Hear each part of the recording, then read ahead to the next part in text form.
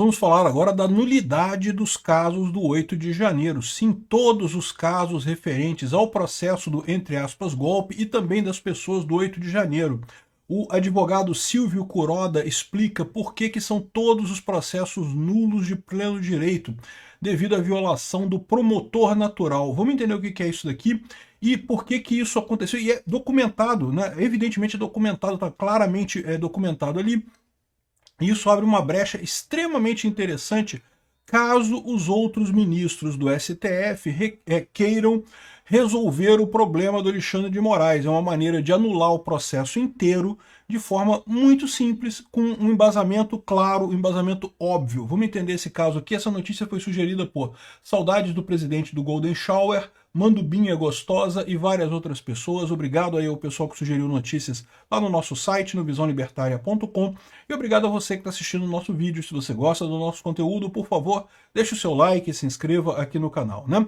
Pois bem, se trata de mais uma investigação muito bem feita pelo David Agape, que tem feito um trabalho de investigação muito bacana. Recomendo muito que você compre a assinatura da investigação, que é o blog dele, né, que ele bota as informações aqui, vale muito a pena mesmo, né? Eu vou dar uma visão geral do que ele está falando aqui, mas é lógico, para você ver todos os detalhes, você vai ter que ir no site dele e comprar a assinatura dele ali. Eu já comprei a assinatura minha dele e recomendo que você faça. Sempre tem muita informação interessante aqui, né? Bom, e o que ele está falando basicamente? Ele fez uma entrevista com o Silvio Kuroda, que é um advogado de algumas das pessoas do 8 de janeiro, né?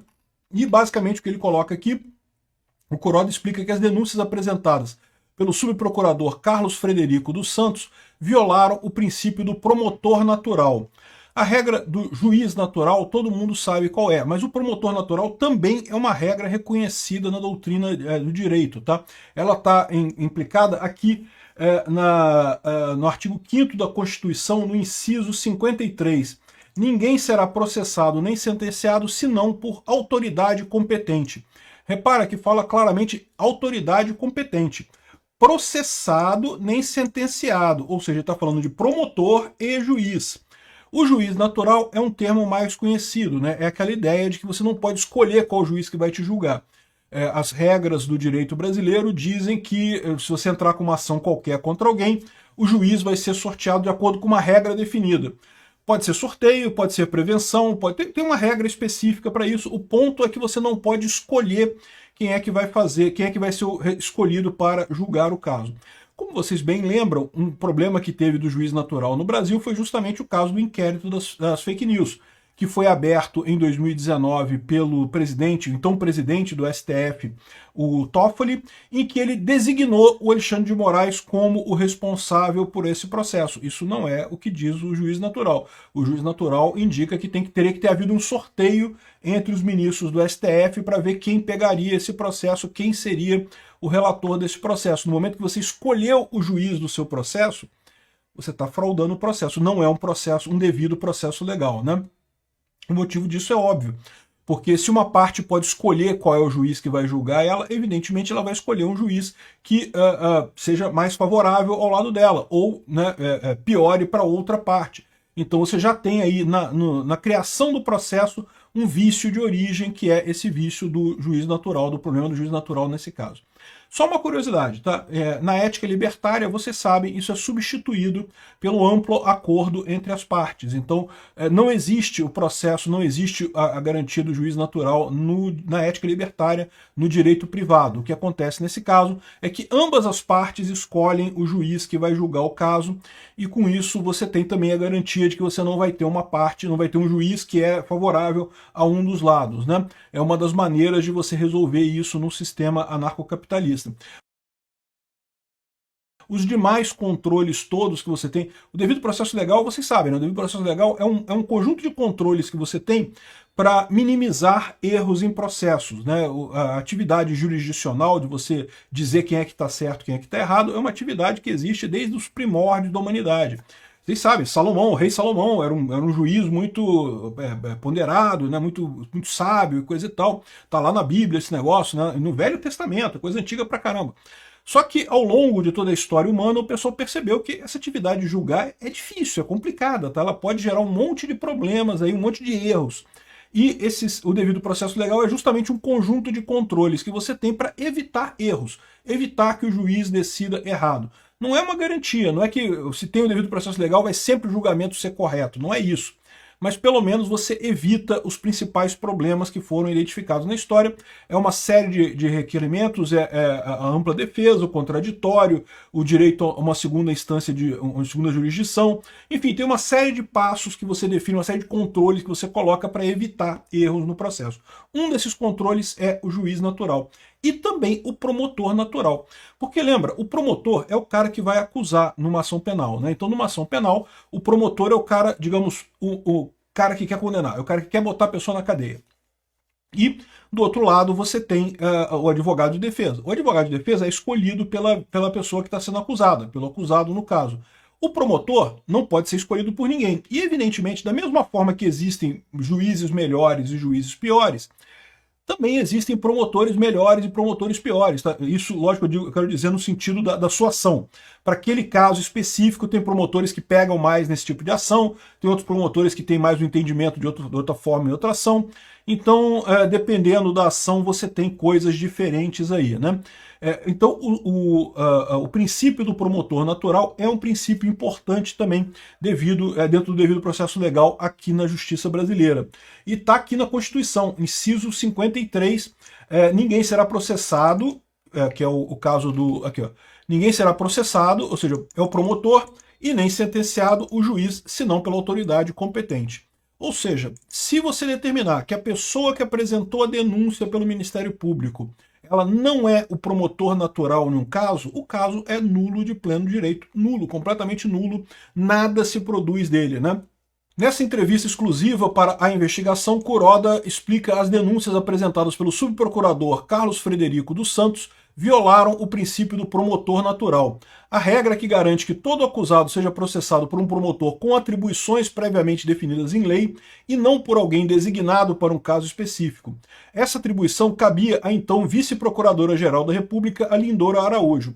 A Lindora Araújo, vocês sabem, ela tomou várias decisões, inclusive ela foi uma das promotoras que brigou contra o inquérito das fake news, teve uma série de problemas com Alexandre de Moraes, e ela nunca abriu mão dessa função. Por isso, segundo Kuroda, as denúncias de Carlos Frederico não têm validade. Ele cita portarias publicadas no Diário Oficial, aí tem imagens aqui no coisa, que mantinham Lindora como titular das ações no STF e apenas criavam um grupo de apoio coordenado por Carlos Frederico, sem lhe conferir poder para oferecer denúncias. Ao ignorar esse limite, o STF abriu espaço para um tribunal de exceção, no qual promotores e juízes são escolhidos a dedo. O Alexandre de Moraes foi escolhido pelo Toffoli, né, porque tudo isso daqui, o que acontece? Existe uma regra do direito que é, se você já está analisando um caso, então você é prevento daquele caso, ou seja, você vai ser chamado para tudo que tem derivado daquele caso. E o Alexandre de Moraes foi escolhido para o inquérito do golpe, coisa e tal, por prevenção, porque ele já vinha desde a época do inquérito das fake news, sendo prevento nisso, e no inquérito das fake news, como é que foi essa escolha original dele? Não foi por sorteio, foi porque o Toffoli indicou. Então, o Alexandre de Moraes ele já está violando o devido processo legal nesse caso, e também o fato de que o Frederico, né, o Carlos Frederico, indicou essa ação, também violaria esse princípio do promotor natural. O afastamento de Lindora prossegue surge como uma manobra, em tese inconstitucional. Ela já havia se posicionado contra investigações de cunho político e entrou em choque com Alexandre de Moraes em diversas ocasiões, defendendo suas prerrogativas. Tentou encerrar o chamado inquérito das fake news, e isso é verdade, eu lembro, eu fiz vídeo sobre isso, ela pedindo para encerrar o inquérito, porque, de novo, é o que eu falo para vocês, todo mundo sabe, inquérito que não acaba nunca é inquérito de ditadura, não tem esse negócio não. Em parecer revelado pela Folha de São Paulo em agosto de 2024, classificou como inconstitucional o uso da Assessoria Especial de Enfrentamento à Desinformação, a EED, o órgão do Eduardo Tagliaferro lá no TSE, que era responsável por descobrir se tinha verdade ou mentira nas coisas, né? Que passou a atuar como polícia investigativa, foi o que aconteceu de fato. O documento pedia a anulação das medidas baseadas nos relatórios da EED e advertia que o judiciário não pode investigar crimes de ofício, Por quê? Porque isso é atribuição do Ministério Público, né?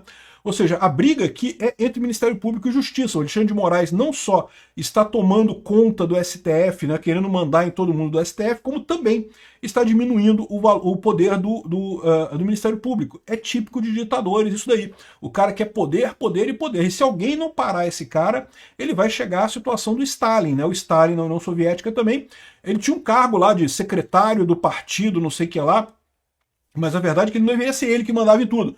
Mas no final das contas era ele que mandava em tudo.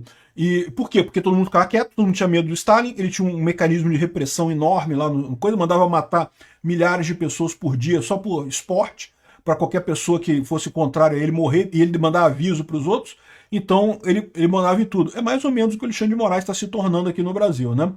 Aqui, ó. Apesar do afastamento informal da vice-procuradora, ou seja, foi criado esse grupo para investigar o 8 de janeiro, a prerrogativa de apresentar a denúncia era dela.